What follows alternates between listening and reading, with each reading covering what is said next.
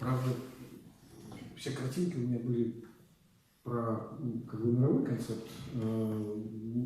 Опять же, может быть, если кому-то будет интересно, может быть, еще отдельно про это можно будет сделать встречу, потому что я коротко расскажу, о чем там речь.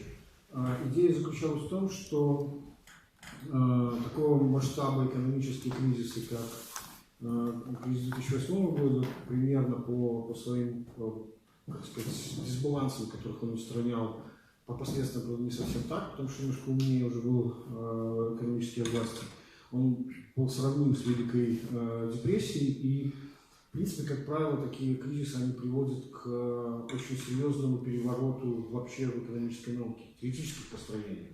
Потому что, как правило, то есть экономика в данном случае такая очень странная наука, она, с одной стороны, и описывает, с другой стороны, и предписывает, и, как правило, крах предписаний есть суть кризиса. Вот. Но, и в принципе, казалось бы, что это очевидно, но потом произошло что-то очень такое странное, когда нормальная реакция на кризис, отказ от старых каких-то концепций, которые оказались неверными, в принципе, казалось очевидно неверными, никуда не делось. Вот. Эти зомби-теории продолжали существовать, нанесли еще довольно много вреда. Вот. Но, правда, по мере того, как они все вот умирали, значит, получалось так, что они все больше скатывались в не сколько в науку, сколько политику, сколько в обзывание, значит, своих оппонентов. Вот. Тем, что любые предложения немножко как-то людоедскую экономическую политику смягчить, заканчивались тем, что вас обзывали социалистом. И в итоге все закончилось тем, что появились политики, которые сказали, что ну хорошо, тогда мы социалисты. Почему бы нет? И неожиданно выяснилось, что и Корбин в Британии, и Сандерс в США, несмотря на весь свой возраст, они оказались очень привлекательны среди молодежи. Вот. Ну и дальше я там думал рассказывать о том, какие могут быть выводы все-таки из этого кризиса. Но раз уж мы про Беларусь, то тогда давайте все-таки про Беларусь. Это был анонс несостоявшейся части выступления.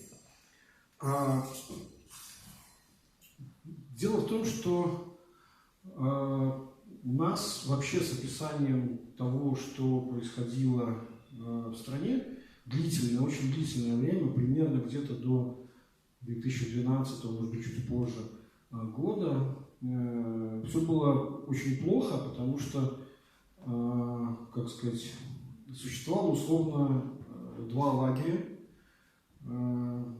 значит, которые, как им казалось, описывали происходящее в Беларуси, но, в принципе, они, в общем, были очень сильно тавтологичные и имели малое отношение к реальности. Один лагерь, условно, можно назвать «Прошла весна, настало лето, спасибо партии за это», вот, где вершиной достижения этой теории стал уникальный термин, уникальная белорусская экономическая модель, доказавшая свою эффективность. Вот. А с другой стороны, была теория, которую условно можно назвать «Во всем виновата кровавая злочинная влада», вот, которая тоже была моделью не только дескриптивной, но и прескриптивной. Она предсказывала с завидным постоянством, как часы, которые сломаны, показывают правильное время 2 раза в сутки, предсказывала какой-то очень сильный экономический крах. Вот, наконец он произошел, но, правда, совсем по другим причинам, чем эта теория его объясняла. Вот, но фокус заключался в том, что именно в силу их, что ли, такой герметичности и серьезного отрыва от реальности, во-первых, невозможен был никакой консенсус более-менее научный, потому что они были ярыми противниками друг друга. Во-вторых, к реальности это не имело никакого отношения, они больше занимались обслуживанием каких-то интересов, чем именно описание реальности. И именно из-за этого проблема еще была в том, что их никто не слушал, потому что заранее можно было сказать, что они скажут по любому поводу. Ну вот в рамках этих своих концепций. Долгое время, если, например, брать, скажем, часть официоза, предполагалось, что идеи, что ли, значит, современной Беларуси было как бы доказать возможность существования, непонятно, правда, чего, социализма с капиталистическим лицом или капитализма с социалистическим, ну вот какого-то особого третьего пути. И причем никто всерьез сформулировать, что такое этот особый третий путь, не мог. Максимум, что произносилось, это была фраза: мы возьмем все лучшее, значит, из старого и там добавим чего-то хорошего нового. Вот. А потом этот лозунг неожиданным образом проявился в предвыборной программе кандидата в президенты Ярослава Романчука, да? Вот, что было совсем удивительно, потому что, казалось бы, этот лозунг должен был быть официозным. Так вот, что... То есть, грубо говоря, это все примерно работало до 2011-2012 года. Почему? Потому что, как я уже говорил, обычно кризисы, экономические кризисы или политические кризисы критических пропорций, они приводят к тому, что старые модели описания, они просто не работают и становятся неадекватными. Надо пытаться резко понять, что же к этому кризису привело, что, значит, чтобы она описывала и модель его происхождения, и в дальнейшем какие-то прогностические вещи. Так вот, неожиданно выяснилось после кризиса 2011 года, вот этого на полгода растянувшегося кризиса в итоге с трехкратной девальвацией национальной валюты, выяснилось, что в действительности не было никакого уникального пути и не было никакого выбора.